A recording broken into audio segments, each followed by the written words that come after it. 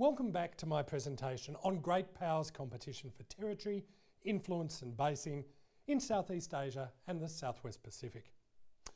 Britain's key ally Japan changed the geopolitical map in 1904 when it launched a surprise attack against Russia's Eastern Fleet in Manchuria. Russia's Baltic Fleet arrived months later and was obliterated by the Japanese Navy. A great European power had been humbled by an Asian state. Japan, along with the US and Germany, was now a great Pacific power.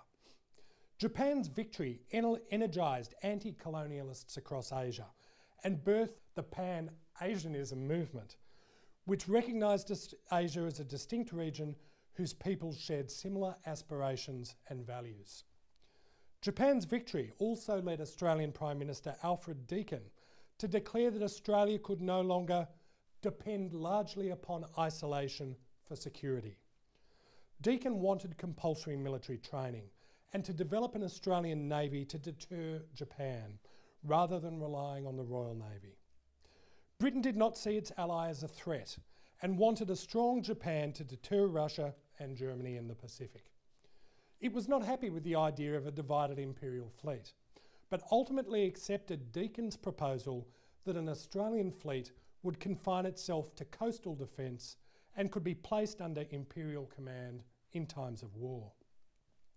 In 1907, the US painted 16 battleships white and sent them on a world tour. The Great White Fleet was meant to convey America's peaceful intent and its naval power. This was President Roosevelt speaking softly but carrying a big stick. Australia still had to deal with foreign powers through Britain's Colonial Office, but Deakin unofficially invited the Great White Fleet to visit, with his request for Britain's approval sent by sea mail. He hoped that cozying up to the US would stop Britain taking Australia's security concerns for granted. Australia had, since Federation, underpinned its security by pursuing an alliance with a great and powerful friend. And despite some cracks in the Anglo-Australian relationship, Britain remained, in the later words of Prime Minister Billy Hughes, the beginning and end of our safety. The First World War saw Australia pay a premium for that friendship, with its forces serving under imperial command in the Middle East and Europe.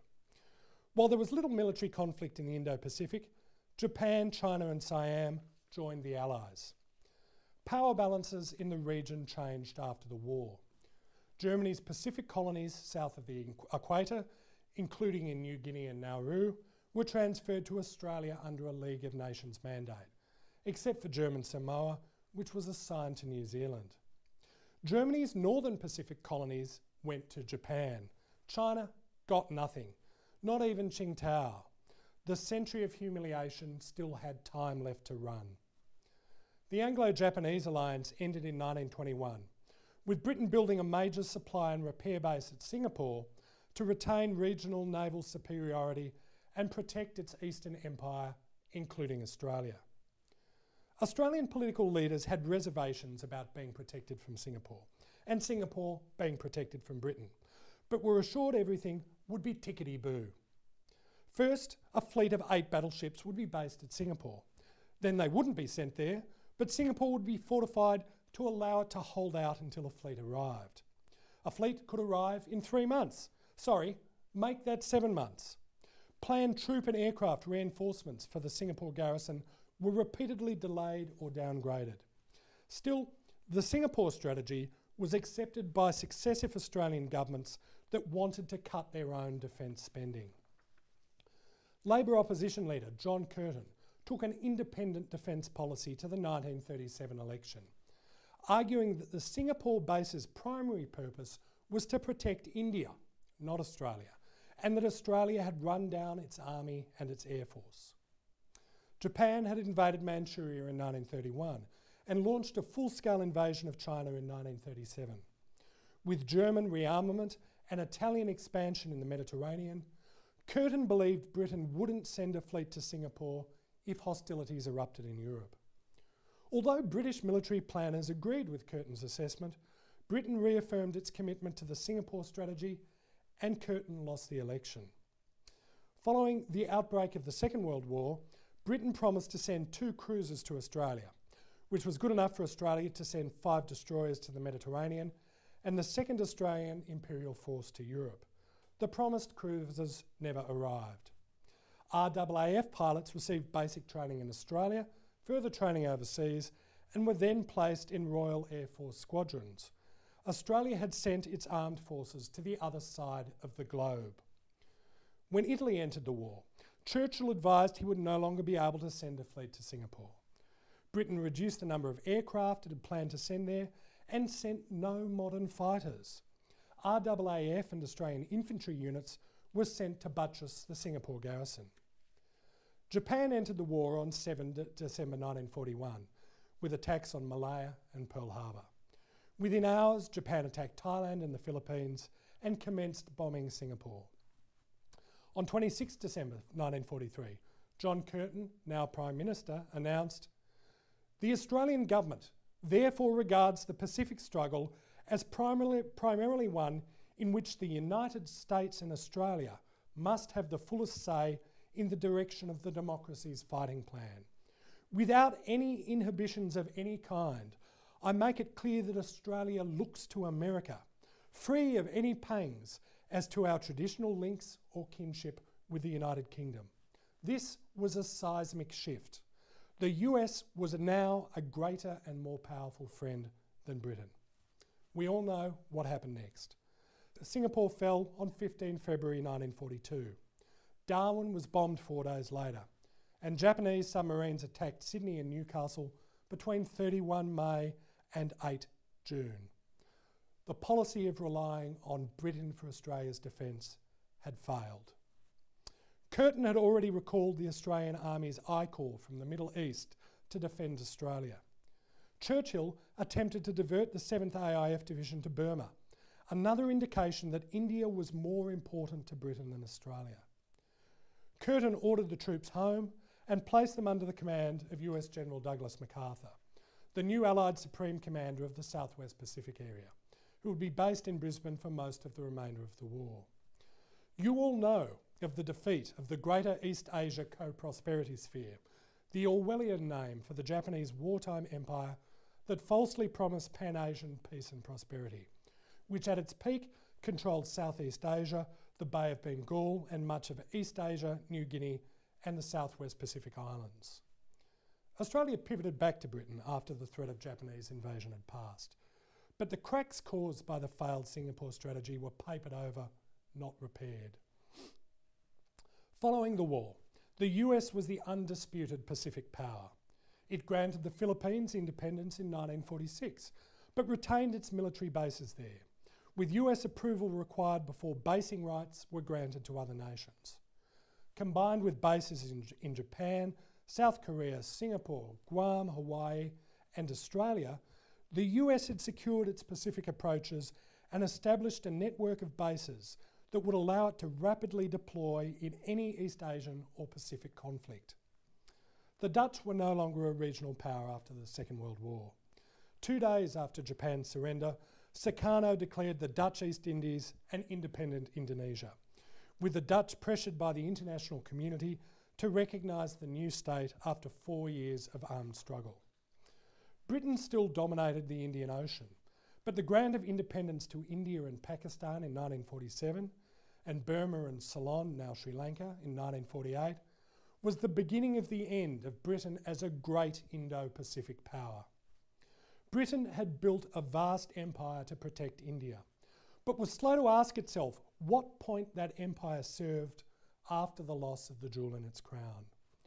But the people of Britannia's remaining colonies were asking how they should redefine their relations with her. Australia missed a trick in strengthening its relationships with Southeast Asia after the Second World War. While it had welcomed the servicemen of Asian allies during the war, it had attempted to expel them until the early 1960s, even where they had Australian families, to preserve white Australia. But Australia remained a regional military power. While the Navy and Army focused on home defence, the RAAF developed strategic airfields in Australia's north and northwest, Darwin and Learmonth, to allow deployment to New Guinea and the Malay Peninsula, the path Japan had taken during the war. In 1955, Britain gave Australia the Cocos Islands to serve as a staging post for strike, fighter and transport aircraft and a base for maritime aircraft. It provided an alternative route from Australia to Southeast Asia if Indonesia denied overflow rights, vital during the later Indonesian Konfrontasi. The RAF base at Butterworth in northern Malaya was transferred to the RAAF in 1958. It was the most forward Commonwealth airbase in Southeast Asia, the front line of Australia's strategy of forward defence. RAAF base Tyndall, completed in 1967, established a mutually reinforcing connection with Darwin. It was the prototype for later Bear bases, which filled the gap in Australian air defences and allowed varied air approaches into Southeast Asia. In 1949, Britain, Australia and New Zealand agreed to coordinate defence planning under the ANZAM Agreement, with the region of interest Australia, New Zealand, Borneo, Malaya and adjacent sea areas. ANZAM was the precursor to the Anglo-Malayan Defence Agreement, entered into after Malayan independence in 1957. It was an important step in providing a forum for dialogue and coordination between Western and emerging Eastern powers. In 1950, Australia led development of the Colombo Plan for Cooperative Economic Development in South and Southeast Asia, which now has 27 member states and has extended to Pacific development. The Colombo Plan laid the groundwork for broader Indo Pacific engagement. In 1951, Australia and New Zealand aligned their security interests with the United States in signing the ANZUS Treaty. Australia's relationship with the US strengthened when it joined the Southeast Asia Treaty Organisation in 1954. CETO, with a mix of Indo-Pacific and European members, sought to limit Chinese-backed communist insurgencies in Southeast Asia, following communist successes in North Vietnam and the establishment of Vietnam, Laos and Cambodia as France decolonised Indochina. Australia committed air and naval forces to Malaya and Singapore under CETO. Protecting Malaya, Australia believed, was the key to the air defence of Australia. Communist nationalists had been fighting for independence in Malaya since 1948. Britain, Australia and others assisted in the Malay emergency until 1960. Malaya and Singapore, which had been granted internal self-government in 1959, continued to rely on British bases for their defence. But Britain was finding it increasingly difficult to maintain its military in Southeast Asia. Its 1954 decision to evacuate the Suez made it harder to deploy into the Indian Ocean. Former British colonies like Ceylon were refusing British use of bases in their territories during conflicts and then demanding their return. Middle Eastern states erected an air barrier to military transport, forcing Britain to develop bases in Kenya, providing for a longer resupply route. But Kenya transitioned to independence in 1963, decades before it was anticipated, with just a few military trainers retained there. The Royal Navy wanted to develop a new aircraft carrier and modernise two others, establishing mobile bases for Indian Ocean operations. It also championed a major naval base in Western Australia, which fell on deaf ears in Canberra. Australia didn't want the expense and was worried this would hasten Britain's departure from Singapore. The RAF opposed investment in aircraft carriers. Instead, it championed island bases that would enable troops and supplies to be transported from Africa to Southeast Asia and accommodate a wide range of aircraft. The British government ultimately backed the carrier option, the wrong option. But defence budget cuts killed even that program. In 1961, Singapore's Prime Minister Lee Kuan Yew proposed a radical shake-up of Southeast Asia to his Malayan counterpart, Tunku Abdul Rahman, an independent Malaysian federation that would include Malaya, Singapore, Brunei, and Britain's Sarawak and North Borneo. Britain believed a united region would better defend itself from internal communist threats and the rising power of China. The Philippines and Indonesia vehemently opposed Malaysian Federation. The Philippines wanted North Borneo, and Indonesia saw federation as a neo-colonialist ploy designed to maintain a continued Western presence in the region. Indonesian troops had infiltrated Dutch New Guinea in 1962 in an attempt to expel their former colonisers from the region. While the Dutch won the conflict, the colony was handed over to Indonesia in 1963. The new Malaysia also formed that year, with the initially proposed territories except Brunei. Singapore would leave the Federation after only 2 years. Indonesia adopted a policy of confrontation, conducting espionage, sabotage and guerrilla raids against Malaysia. Indonesia's rising power, backed by Russian military aid, encouraged Australia to raise the strength of the army and modernise the RAAF, with Prime Minister Menzies making the purchase of F-111 bombers with the range to attack Jakarta, central to his successful 1963 election campaign. RAAF squadrons at Butterworth were engaged in active operations in response to confrontasi. Australia continued to pursue a policy of forward defence. In 1962, a squadron of RAAF Sabres was sent to Ubon, Thailand, in response to deteriorating conditions in Indochina. Australia was drawn into the Vietnam War through its commitment to the US and, in Prime Minister Menzies' words, to stop the downward thrust of China between the Pacific and Indian Oceans. During the 1960s, British defence white papers increasingly focused on the rising power of China, containing communism and maintaining order in Southeast Asia. But defence cuts and the expulsion of British troops from Aden in 1967 resulted in the 1968 decision of Britain to withdraw from east of the Suez by the end of 1971.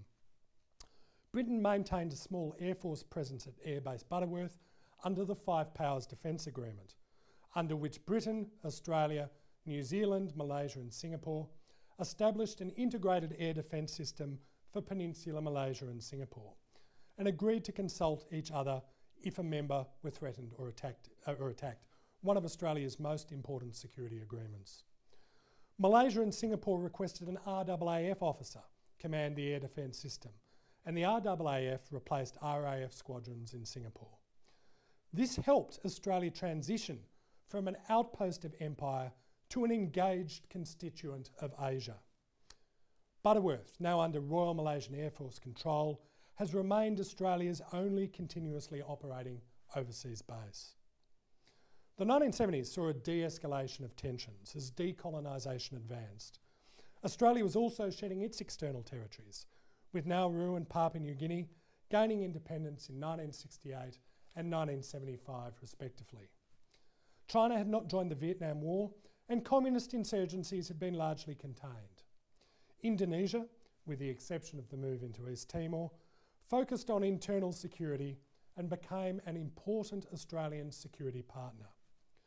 De-escalation allowed Australia to transition from forward defence to national defence under the 1972 Whitlam government.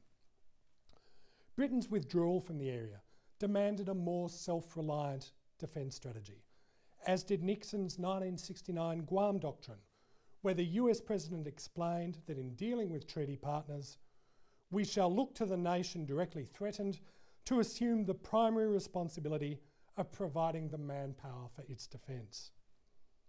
Prime Minister Whitlam dismantled the last vestiges of the White Australia policy that had continued to be a handbrake on Australian engagement in the region. Whitlam in 1971 had been the first Western leader to engage with China, albeit from opposition.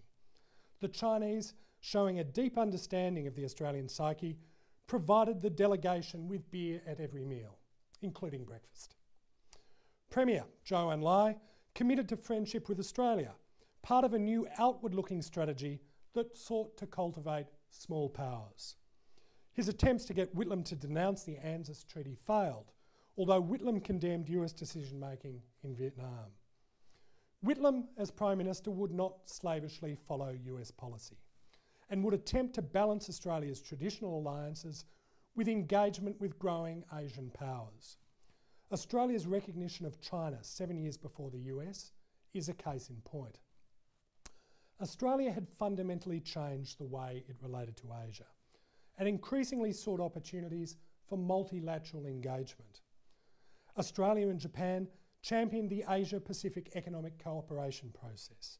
Both were leaders in developing the idea of an Asia-Pacific region. During the 1990s, Australia encouraged ASEAN members to include non-Southeast Asian states in a multilateral security dialogue, the ASEAN Regional Forum. Australia, New Zealand, South Korea, Japan and China all joined. Australian defence white papers increasingly focused on regional peacekeeping and disaster relief, particularly in the South Pacific. For example, stabilisation missions in the Solomon Islands, East Timor and Bougainville. The Defence 2000 white paper stated Australia should be the largest contributor to operations in the Southwest Pacific and make a substantial contribution to the defence of Southeast Asia. The swing of the pendulum away from national defence was prompted by China's increased willingness to flex its muscle, particularly in the South China Sea, and later by the global terrorist threat. China was making more aggressive diplomatic moves. It promoted an East Asia focus over ASEAN, but despite Chinese opposition, Australia, New Zealand and India were invited to the first meeting of the East Asia Summit in 2005. Russia and the US joined in 2010, with the summit taking on a distinctly Indo-Pacific flavour.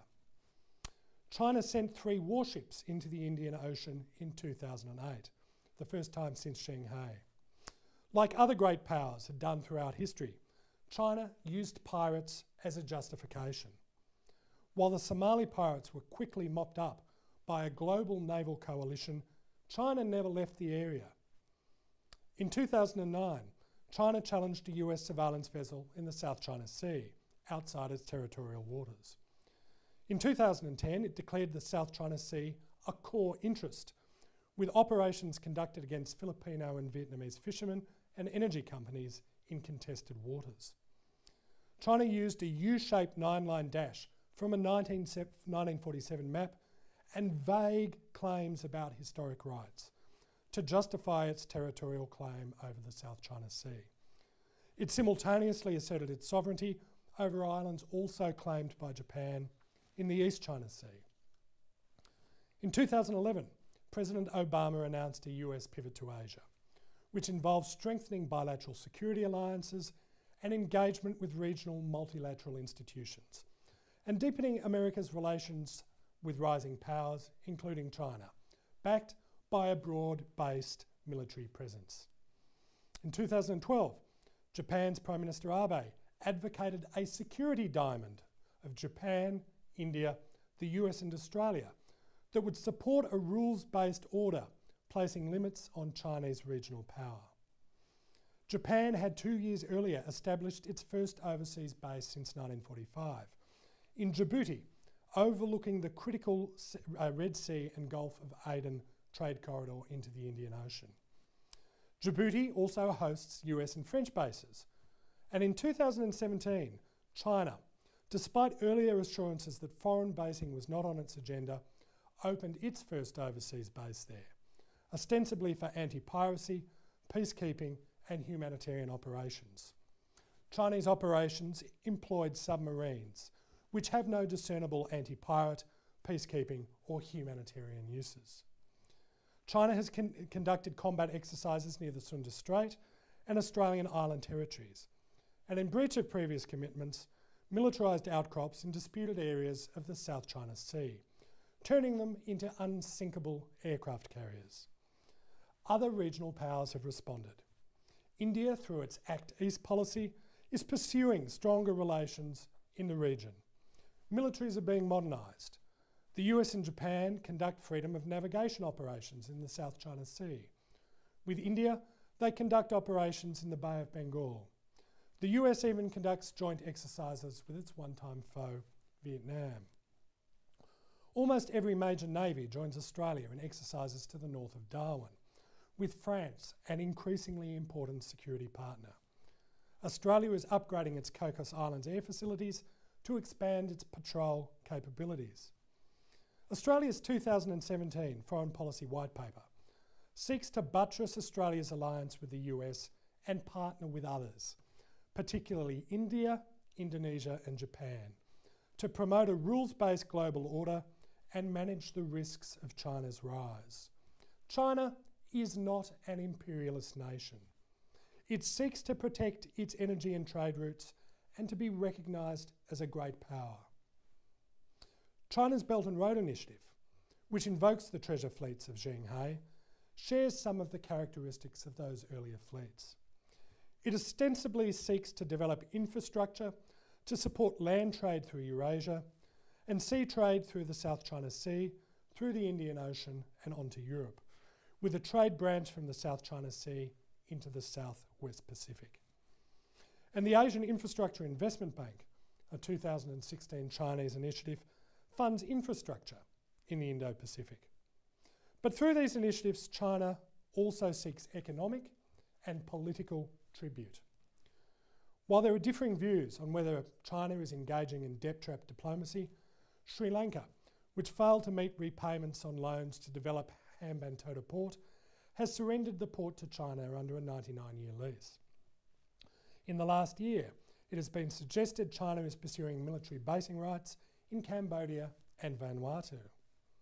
China appears to be winning its game of chicken in the region. The Solomon Islands and Kiribati have switched diplomatic relations from Taiwan to Beijing.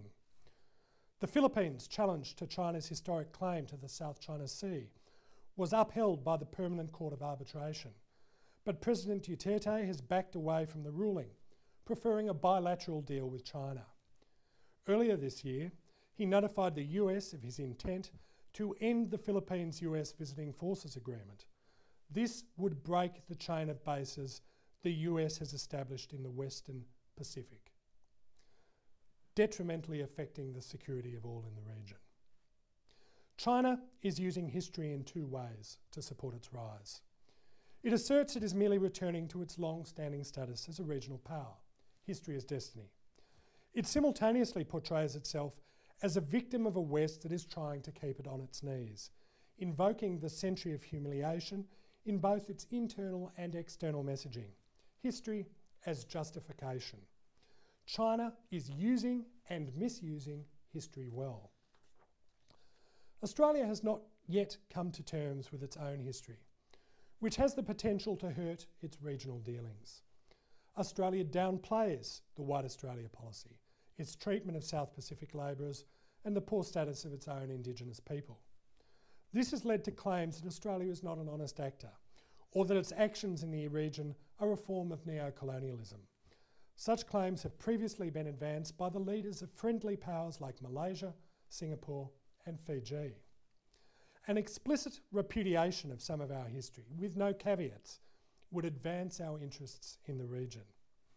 History has shown that compromise diffuses tension. Canberra only exists because it is not Sydney or Melbourne. Britain and France chose dual governments in the New Hebrides to avoid conflict.